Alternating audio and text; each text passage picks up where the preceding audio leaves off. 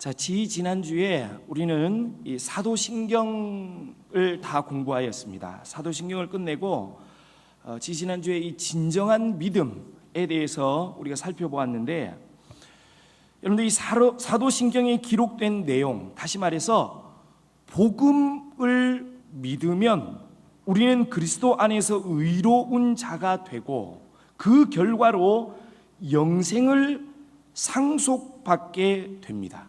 그런데 이 일, 하나님 앞에서 의로운 자가 되어 영원한 생명을 상속받는 이 일은 오직 무엇을 통해서만 이루어져요?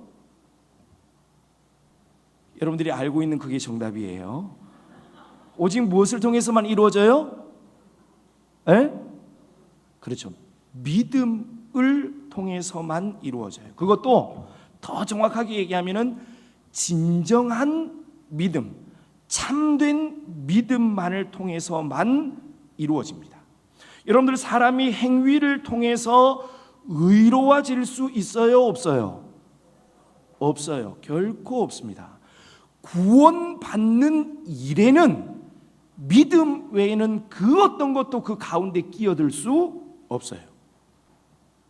오직 믿음으로만 의롭게 되고 영생을 상속받을 수 있습니다. 그런데 이 하이델베르크 21문 우리가 배웠어요. 아주 오래전에 배웠는데 21문을 보면은요, 진정한 믿음에 대해서 이야기를 하면서 무엇이라고 답하고 있냐면, 잘 들어보세요. 진정한 믿음은 성령께서 복음을 가지고 우리 마음에 역사한 결과로서 발생하는 확신입니다 라고 진정한 믿음에 대해서 답하고 있습니다. 여러분들, 우리를 의롭게 하는 이 진정한 믿음은 누가 우리 마음에 역사한 결과라고요? 에? 예. 여러분들이 알고 있는 게 그게 정답이에요. 예. 누가 우리 안에 역사하셔요? 성령께서 우리 안에 역사한 결과물이 진정한 믿음이에요. 성령께서 우리 마음에 역사한 결과로서 발생하는 확신, 그것이 진정한 믿음이라는 거예요. 자, 정리해 보면은요, 우리는 오직 진정한 믿음을 통해서만 의롭게 되고 그 결과로 영생을 상속받게 되는데, 이 진정한 믿음은 누구의 역사로 발생하는 것이라고요? 성령의 역사, 성령 하나님께서 우리 안에 역사하시는 결과로 발생하는 것이에요.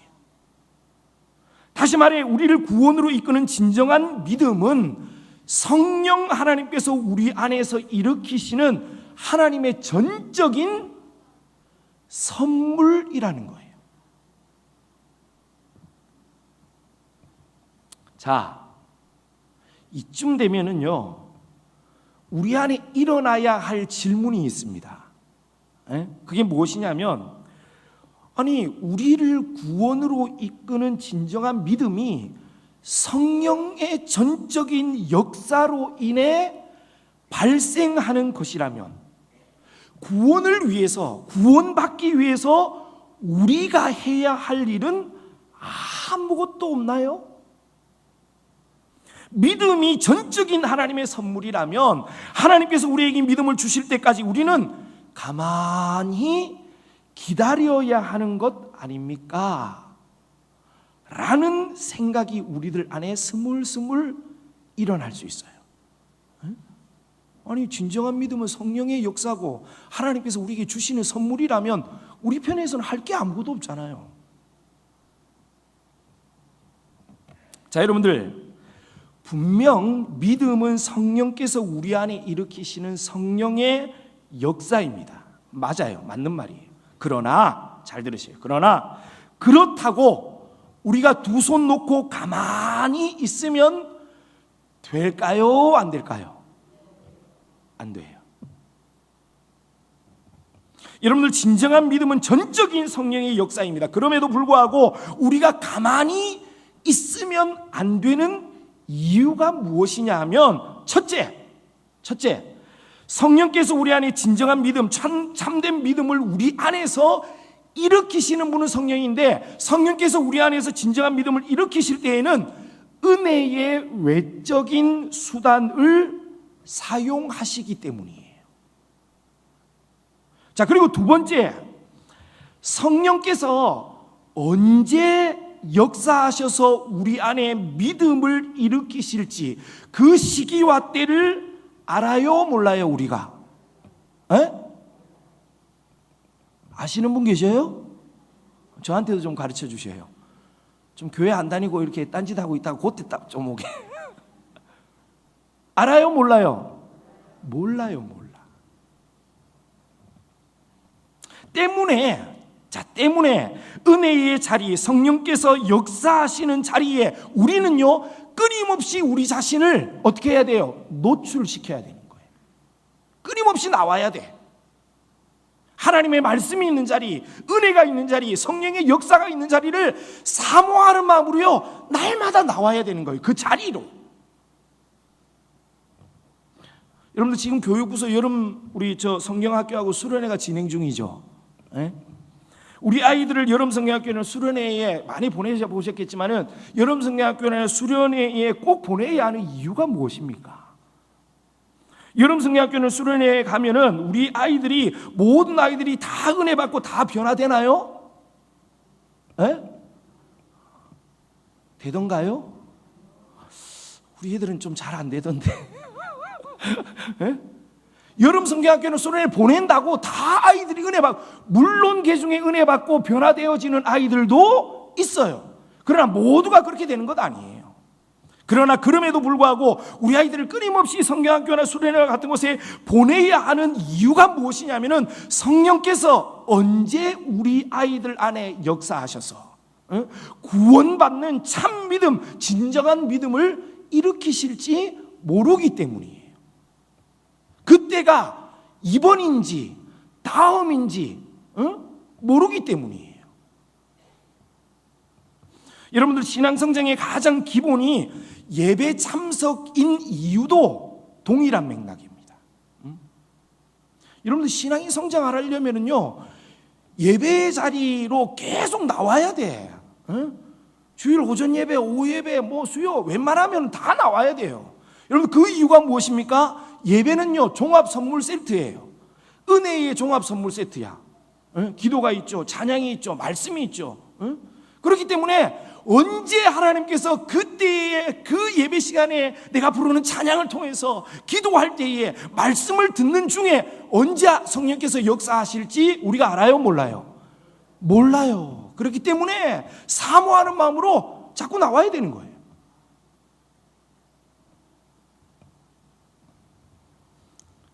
자, 그렇다면 지난주에 우리가 배운 내용인데요, 성령께서 참된 믿음, 진정한 믿음을 우리 안에 일으키실 때에 외적인 수단을 사용하시는데, 그 은혜의 외적인 수단이 무엇이라고 그랬죠, 지난주에? 첫째는 말씀. 알고 계신 게 정답이라니까 자신 있게 얘기하셔도 돼. 첫째는 한번 따라 하십시다. 말씀. 설교예요. 말씀을 통해서 성령께서는 말씀을 통해서 역사하십니다. 자, 두 번째로는 뭘 사용하셔요? 말씀과 성례. 이때는 하셔야 되는데. 성령께서 역사하실 때에는요, 반드시 말씀과 성례에는 두 가지가 있죠. 무엇과 무엇이 있죠? 세례와 성찬이 있습니다. 이 말씀과 성례를 통해서 하나님은 믿음을 일으키시는 거예요. 자, 때문에 말씀이 선포되는 자리, 말씀을 배우고 익히는 자리에 있는 것이 중요한 거예요. 그리고 성령님은 믿음을 일으키실 때에 성례, 세례와 성찬을 사용하셔요. 자, 오늘은요, 성령께서 진정한 믿음을 일으키실 때 사용하는 외적인 수단 중에 하나인 세례에 대해서 좀 살펴보도록 하겠습니다. 세례. 제가 오늘 이 세례에 대해서 준비하면서 좀 힘들었어요. 왜냐하면 제가 별로 아는 게 없기 때문에 성경에서 명확하게 탁탁 떨어지는 떨어져야지 제가 이렇게 설교를 준비하고도 전하기도 이렇게 힘있게 전하고 그러기가 쉬운데 세례에 대해서는 자료가 별로 없어요. 그래가지고 여러분들 하여튼 준비한 대로 여러분들 함께 좀 나누어 보도록 하겠습니다. 자, 여러분들 세례는요 씻음을 뜻하는 헬라어에서 유래된 말입니다. 그러니까 기본적으로 이 세례라는 말 안에는요 씻는다라는 의미를 가지고 있어요. 씻는다. 여러분들 세례는 무엇으로 베풀죠? 물로 베풀죠. 혹시 식용유 이런 걸로 받으신 분 계세요? 안 계시죠? 세례는 물로 베푸는 예식이에요. 여러분들 물은 무언가를 깨끗하게 씻어낼 때에 사용하는 것이 물입니다. 특별히 이 구약 레위기를 보면은요 부정한 무언가가 정결하게 될 때에는요 물로 씻음으로 정함을 받는 규례들이 이 레위기에는요 굉장히 많이 나옵니다. 이렇듯이 물은 무언가를 씻어내고 정결케 할 때에 사용하는 것이 물이에요. 물. 여러분들 세례는요 그리스도의 피로 우리의 죄가 깨끗하게 씻겨지고 성령으로 말미암아 정결케 되는 것을 확신하고 보증하는 표징과 같은 것이 세례예요. 세례. 따라서 이 세례 때에 다른 것이 아닌 물을 사용하는 것은 그리스도의 보혈과 성령으로 우리의 죄가 깨끗하게 씻겨지고 그로 인해 정결케 되는 것이 물이 더럽고 부정한 것을 깨끗하게 하고 정하게 하는 것처럼 매우 실제적인 사건이라는 것을 우리에게 확신시키기 위한 것이에요. 여러분들 이 세례는 예수님 때부터 생겨난 이 의식인가요? 아니면 그 전부터 있었던 의식인가요?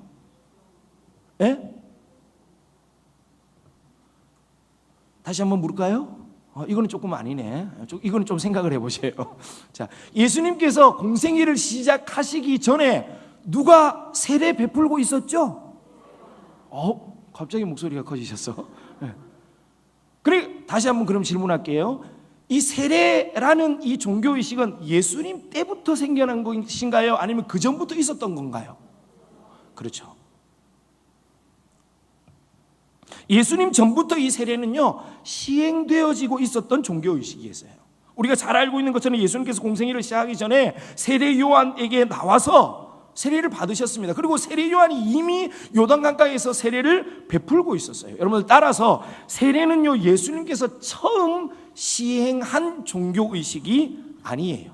당시 이방 종교에도 이 세례가 사람이 몸에 담그고 이렇게 나와가지고 깨끗하게 되는 그런 의식이 있었고, 특별히 제자를 받아들일 때에 행해졌던 의식이 세례의식이었어요.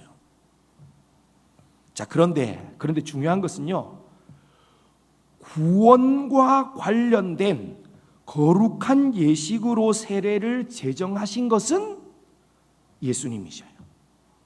예수님께서 그렇게 구원과 관련된 거룩한 예식으로 세례를 정하신 거예요.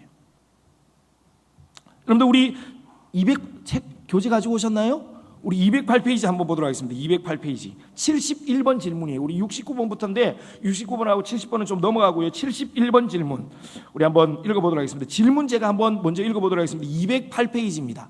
208페이지 질문 제가 먼저 한번 읽어볼게요. 우리가 물 세례로 씻음을 받는 것처럼 그리스도께서 그리스도의 보혈과 영으로 우리를 확실하게 씻는다는 약속이 어디에 있습니까? 답 다 같이 읽겠습니다. 시작.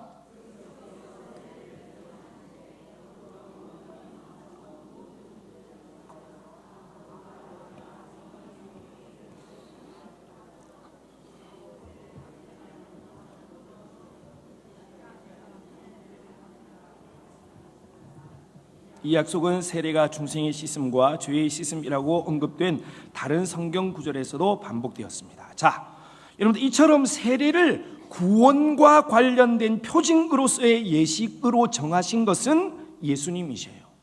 자, 지난주에 우리가 살펴보았는데요, 예수님께서 친히 제정하신 성례 두 가지, 뭐가 무엇이 있다고 그랬죠? 세례와 성례가 있다라고 말씀드렸습니다. 여러분들, 예수님께서 친히 제정하신 성례, 거룩한 예식은요, 세례와 성찬뿐이에요.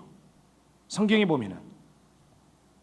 따라서 이 세례와 성찬은요, 초대교회 때부터 오늘까지 모든 기독교회에서 시행하고 있는 예식입니다. 조금 방식이 조금 다르긴 하지만은 그래도 모든 기독교회가 세례와 성찬은요 다 시행하고 있어요. 자, 그런데 우리 지난주에 살펴보았던 것처럼 로마 가톨릭에는 몇 가지의 성례가 있다고 그랬죠? 그렇죠. 7가지의 성례를 시행하고 있습니다. 여러분들, 이 로마 가톨릭에서 7가지 성례를 정하고 시행하는 것 자체가 문제가 있나요? 네? 나쁜가요? 왜 2가지밖에 없는데 왜 7가지를 다 해? 그 자체가 여러분들 나쁜 건 아니에요. 나름대로 의미를 가지고 예식을 통해서 은혜를 나눈다면 그것은 문제가 되지 않습니다. 자, 그런데 이 로마 가톨릭에서 이 큰 교리 중에, 오류 중에 하나가 무엇이냐면요, 세례가, 잘 들으셔야 돼. 이 어려운 얘기를 듣고 다른 데 가가지고 엉뚱하게 얘기하면요, 이 전한 사람이 매우 곤란해집니다. 그러니까 잘 들으셔야 돼요. 자, 이 세례가, 천주교에서는요, 세례가 구원과 분리되어 있지 않고 연결되어져 있다라고 주장합니다. 다시 한번요, 세례라는 의식 자체가 구원과 연결되어져 있다라고 이야기를 하는 거예요. 자, 쉽게 말해서 세례라는 예식 자체가 구원의 절대적인 요건이 되는 거예요. 천주교에서 세례 안 받으면은 천국이나 갈 수 있을까요, 없을까요? 없다고 말이에요. 세례 받지 않으면 다 지옥 갑니다. 세례가 구원과 직접적으로 연결되어 있어요. 여러분들, 그렇다고, 잘 들으셔요. 그렇다고 세례 받으면은 이 천주교에서는 다 천국 간다고 가르치느냐? 그건 아니에요.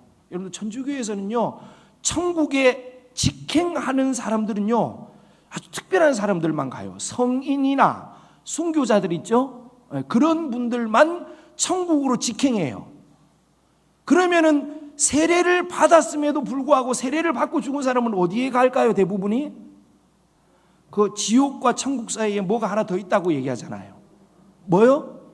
그렇죠. 거기 간다고 그래요. 연옥에 들어간다라고 얘기를 합니다. 거기서 조금 열심히 또 해야 돼. 그래야 천국 갈 수 있어요. 자, 그런데 여러분들, 분명한 사실은요, 세례를 받지 않은 사람들은 다 지옥 가는 거예요. 그러니까 이 천주교에서는요, 세례와 구원이 분리되어 있지 않아요. 연결되어져 있습니다. 그 예식 자체가 구원을 주는 거예요.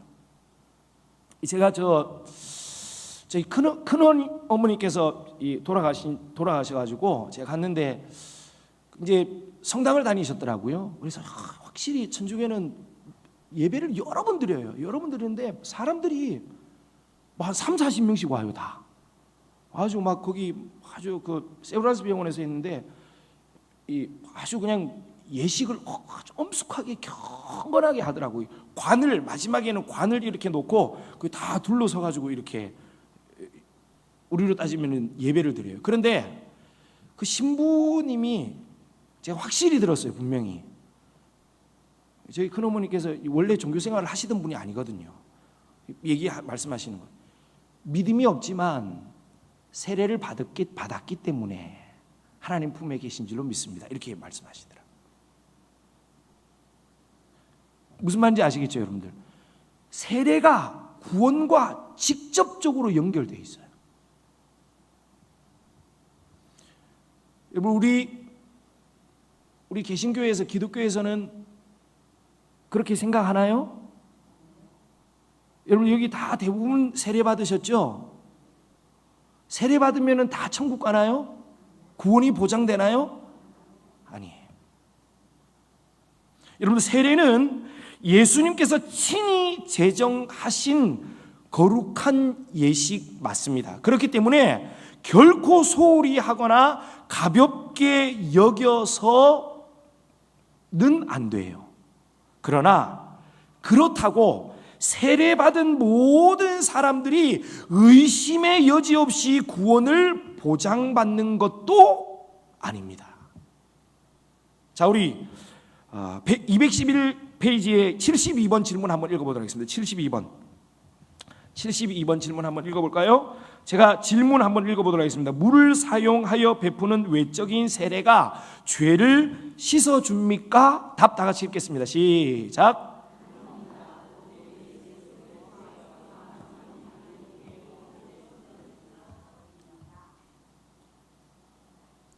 외적인 세례가 죄를 씻어줘요? 안 씻어줘요? 여러분, 구원은 오직 뭐로 받아요? 믿음으로. 예수 그리스도께 흘리신 그 보혈의 피를 믿는 믿음으로 받는 거예요. 여러분, 세례는 내가 분명히 그리스도의 보혈과 성령으로 인해 깨끗이 씻음 받은 것을 기억하게 하고 확신시키는 표징이지, 세례 자체에 어떤 영적인 효력이 있는 것은 아니에요. 자, 뒤에 유아세례 살펴볼 텐데, 유아세례도 마찬가지입니다. 여러분, 이 대한예수교 장로회 총회에서 나온, 우리 교단에서 나온 이 학습세례 문답서라는 게 있어요. 조그만한 게 있는데, 거기 보면요, 세례를 받을 수 있는 자격에 대해서 무엇이라고 답하고 있냐면은, 학습 후 6개월 이상 교회에 잘 출석하고, 그 다음이 중요해. 예수 그리스도를 자신의 구주로 믿는 자라고 답하고 있어요. 여러분들이 정확한 비유는 아니지만 저는 개인적으로요, 이렇게 얘기를 합니다. 세례는 결혼식과 같습니다 라고 얘기를 해요. 여러분들 법적으로 정식 부부가 되려면 어떻게 해야 돼요? 결혼식을 통해서 정식 부부가 될 수 있습니까? 에? 아니죠. 그래요. 동사무소 가지고 혼인신고를 해야 돼. 법적으로 혼인신고하면은요, 결혼식 하지 않아도 법적으로 부부가 돼요. 그런데 아무리 결혼식 해도요, 혼인신고하지 않고 혼인신고하지 않으면은요, 살다가 헤어지면 그만이야, 그냥. 그게 법적인 부부가 아니라고. 여러분, 우리가 구원받는 것은 예수 그리스도의 그 보혈과 성령의 역사로 말미암아서 우리가 정결케 될 때에 그것으로 인하여서 우리가 구원받아요. 하나님의 백성 되는 것입니다. 그런데 왜 세례 베풉니까? 여러분들 결혼식 왜 해요? 그냥 혼인신고하고 법적으로 신고하면 부부가 되는데 왜 결혼식 합니까? 결혼식은요, 만인에게 선포하는 의미가 있어요. 이제 우리가 부부가 되었습니다. 저 사람은 내 남편입니다. 저 사람은 내 아내입니다. 그것을 거기 예식에 참석한 모든 사람들에게 알리고 선포하는 거예요. 그럼으로 인하여서 사람들에게, 많은 사람들에게 알림으로 인하여서 부부로서의 도리를 지키게 되는 거예요. 저 사람 결혼했다면서 왜 저래? 그 자신을 지키게 되는 거예요. 그 결혼식 자체가 사람들에게 알림으로 인해서. 여러분, 세례가 그와 같습니다. 세례는 내가 믿음으로 예수 그리스도를 믿음으로 하나님의 백성이 되었다라는 사실을 만인들 앞에서 선포하는 거예요. 그리고 하나님께서 예수 그리스도 나를 위해서 십자가에 못 박혀 죽으시고 나의 죄를 깨끗하게 씻었다는 그 사실을 세례를 통하여서요, 확인하는 거예요. 물이 나의 더러움을 씻는 것처럼 예수 그리스도께서 확실히 그 보혈이 나의 죄를 깨끗하게 하고 정하게 하고 정결케 하였구나 라는 사실을 확신 가운데에 기억하는 것입니다. 그것이 세례예요.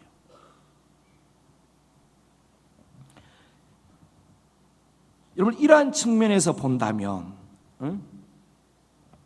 세례를 받았어도 멸망당할 수 있을까요? 없을까요? 있어요. 성경에 보면 그런 예가 나옵니다. 마술사 시몬이 그랬고요, 아나니아와 삽비라가 그랬습니다.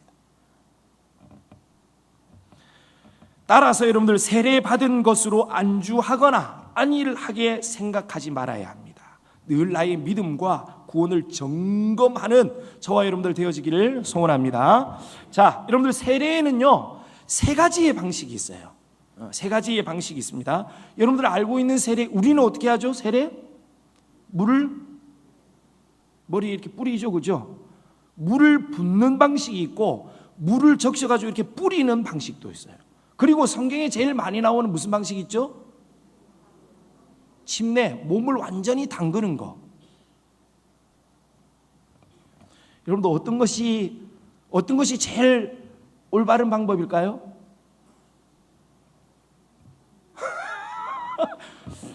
침례인 것 같은데 우리 교회는 그렇게 안 하니까 그렇게 답하면 좀 이상한 것 같고 금방 저쪽에서 좀 몇몇 분들이 고민하시더라고요. 자, 한번 들어보세요. 여러분들 1세기에 초대교회 때죠, 그죠? 그때 당시에 기독교의 모습을 파악하는데 아주 중요한 문서 중에 이 디다케 12사도의 교훈이라는 그런 책이 있는데 그 책에 보면은요 세례에 대한 아주 흥미로운 지침이 나와요. 한번 읽어드릴게요. 한번 들어보세요. 다음과 같이 세례를 베푸십시오. 흐르는 물에 성부와 성자와 성령의 이름으로 세례를 주십시오. 만약 흐르는 물이 없다면 구할 수 있는 어떤 물이라도 사용하십시오. 만약 차가운 물에서 세례를 할 수 없다면 따뜻한 물을 사용하십시오. 그러나 만약 둘 다 없다면 성부, 성자와 성령의 이름으로 머리에 물을 3번 부으십시오. 이렇게 나와 있어요. 여러분들, 이 고문서가 우리에게 전하는 게 무엇입니까? 세례할 때에 물에 온몸을 반드시 담궈야 돼. 저는요 여건이 된다면은 위험 발언인가요? 침례로 하면 좋을 것 같아요. 여건이 된다면. 그런데 이 고문서가 전하는 것은요 물에 완전히 잠기는 침례이든지 물을 뿌리든지 물을 붓든지, 여러분 이러한 것은 세례 의식에 있어서 결정적인 중요한 요소가 아니라는 거예요. 어떻게 상황에 맞게 어떻게 해도 된다는 거예요. 여러분 제가 이 설교 준비하다가 어떤 이 목사님은요 중국에 집회를 갔답니다. 집회를 끝났는데 중국에 20명의 사람이요 올라와가지고 세례를 받겠다고 그래요. 근데 그 사람들을 보니까 신앙 고백도 없고 그런데 그 사람들이 다 우는 거야. 막 은혜 받아가지고. 그러면서 세례를 달래. 찾아보니까 물이 없어요. 강단 위에 떠놓은 그 물컵이 있어가지고 그걸 가지고 와가지고 종이 이 일회용 접시에다가 뿌려가지고 그거 적셔가지고 세례를 줬대요. 20명을. 그 세례가 잘못된 세례라고 누가 얘기하겠어요? 뭐 그렇게 세례를 줘? 이럴 분이 누가 있겠어요? 가장 거룩하고 격식을 갖추어서 하는 것이 맞지만 상황에 따라서 어떻게 해도 상관없다는 거예요. 방식은 중요한 것이 무엇입니까? 중요한 것은 이 결정적으로 중요한 것은 세례의 방식이나 형식보다 예수 그리스도의 보혈로 인한 씻음과 정결을 세례를 통해서 기억하는 것, 그것이고, 두 번째로는요 성부, 성자, 성령의 이름으로 세례를 베푸는 것이에요. 여러분 이것이 중요합니다. 여러분 세례가 삼위 하나님의 이름으로 시행되어져야 하는 것은요 누가 정하셨어요? 예수님께서 정하셨잖아요. 예수님의 명령입니다. 따라서 세례는 삼위 하나님의 이름으로 베풀어져야 하고, 삼위 하나님의 이름으로 베풀어진 세례는 특별한 경우를 제외하고는 평생에 한 번만 받으면 돼요. 때로는 그 외에 우리 교회에도 이제 가끔 있는데 군대에서 여러분들 진중 세례라는 거 하죠. 저도 저 평생 얼마 전에 한번 갔다 왔어요. 와, 장관이더라고요. 막 몇천 명이 그냥 이렇게 해가지고, 예, 저도 한 50명 줬어요. 한 50명. 예, 아주 빠른 시간 안에 줬는데 그 아이들 군대 그 친구들 보면은 뭐 교육도 제대로 안 받았어요. 그래도 성부와 성자와 성령의 이름으로 목사가 세례를 베푸는 거예요. 여러분 그 세례도 유효합니다. 굳이 커가지고 다시 안 받아도 돼요. 그런데 본인이 간절히 원하고 목회자가 판단하에 한 번 더 받는 것이 이 사람의 신앙의 성장에 유익하다라면은요 받을 수 있어요, 없어요? 괜찮아요. 그러나 삼위 하나님의 이름으로 세례를 받았다면 한 번으로 족해요. 자, 마지막으로 이 유아 세례에 대해서 우리 살펴보도록 하겠습니다. 우리 질문 74번 한번 볼까요? 74번. 자, 제가 문제 한번 읽도록 하겠습니다. 유아들도 세례를 받아야 합니까? 답, 우리 다 같이 읽어보도록 하겠습니다. 시작. 예, 하나님의 언약과 교회에는 어른뿐만 아니라 유아들도 포함되기 때문에 그리스도의 보혈과 믿음의 저자이신 성령에 의한 죄의 구속은 어른들에게만 아니라 유아들에게도 약속되어 있습니다. 따라서 유아들은 언약의 표식인 세례에 의해 그리스도의 교회에 속하게 되며 불신자의 자녀와도 구별되는 것입니다. 구약에는 이것이 할례로 말미암아 이루어졌으며 신약이 와서 세례로 대체된 것입니다. 여러분들 이 유아 세례는요 오늘날까지도 아직 아주 이 첨예한 신학적인 논쟁거리예요. 유아 세례는 다 베풀지 않습니다. 침례교회에서는 유아 세례 안 베풀어요. 인정하지 않아요. 왜냐하면 침례교회는요 이 개인의 이 결단을 아주 강조하는 교단이기 때문에 아이가 뭘 한다고 줄 수 없다. 안 줘요. 너무 복잡한 얘기하면은 머리 아프니까 다 생략하고 우리 교회는 해요, 안 해요? 하고 있으니까 왜 하는지 그런 의미에 대해서만 좀 간단하게 살펴보도록 하겠습니다. 여러분들 유아 세례는요, 유아 세례는 성인 세례와는 달리 본인의 의사와는 관계없이 누구의 신앙, 부모의 신앙을 가지고 세례를 줍니다. 여러분 이것은 어떤 의미냐 하면은요, 믿음의 부모에게서 태어난 그 아이는 언약 백성 안에 있다라는 의미에서 유아 세례를 베푸는 거예요. 이 아이는 믿음의 부모에게서 태어났기 때문에, 출생했기 때문에 이미 언약 백성 공동체 안에 있습니다 라는 것을 상징적으로 표현하기 위해서 유아 세례를 줍니다. 유아 세례 받은 아이들이 커가지고 뭘 받아요? 반드시 입교 받죠. 그 입교 받을 때 저는 입교 교육을 할 때 아이들한테 대부분 중고등부 학생이잖아요. 그래서 사실은 굉장히 엄하게 합니다. 그럼 걔들 막 가지고 엄마가 가라 그래서 왔어요. 막 이러거든요. 괜찮으니까 다음에 와도 돼. 너 다음에 받을래?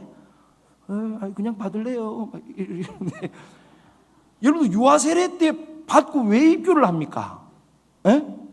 본인의 신앙으로 예수 그리스도를 고백하고 그것들을 증거로 삼기 위해서 입교식을 거행하는 거예요. 그런데 왜 굳이 유아 세례를 받느냐?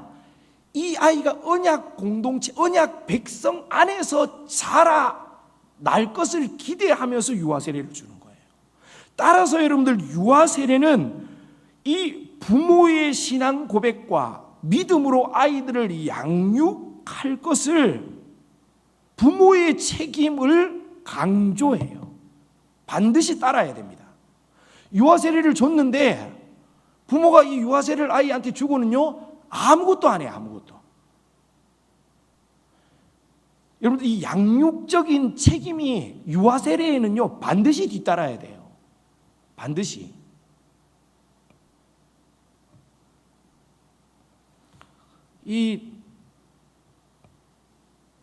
만 2살까지 유아 세례를 받을 수 있는데 어떤 저희 둘째 아이는 유아 세례를 안 받았어요.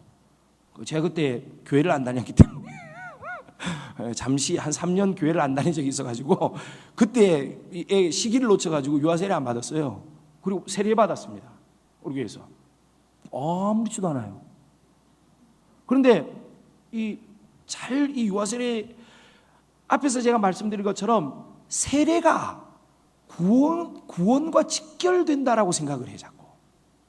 그 유아세례 안 받으면 큰일 나는 줄 알아요. 그렇다고 유아세례를 받게 하고 아이를 믿음으로 잘 양육시키지도 않아. 그 문제는 거기에 있는 거예요. 여러분들 유아세례는 이 아이가 언약 백성 공동체 안에 속하였다라는 것을 상징적으로 표현하는 것이기 때문에 반드시 그 아이를 믿음의 백성으로 양육시키고 자라나게 해야 되는 거예요.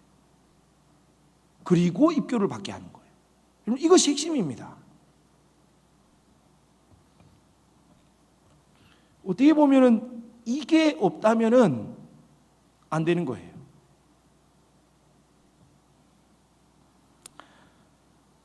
자, 이러한 사실을 잘 기억하고 특별히 우리 손주 손녀들 유아세례 받을 때에 이러한 마음을 잘 기억하고 의미를 잘 기억하고 유아세례를 받으셔야 돼요.